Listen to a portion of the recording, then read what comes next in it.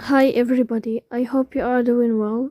Today we will talk about how to fix or how to solve the problem of stuck on loading.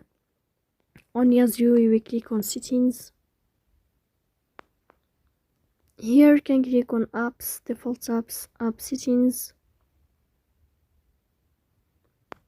In this page you will scrolling down until you find this window of Yazio app.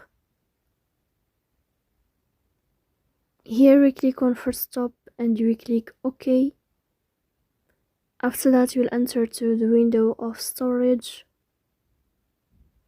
Here we click on clear cache.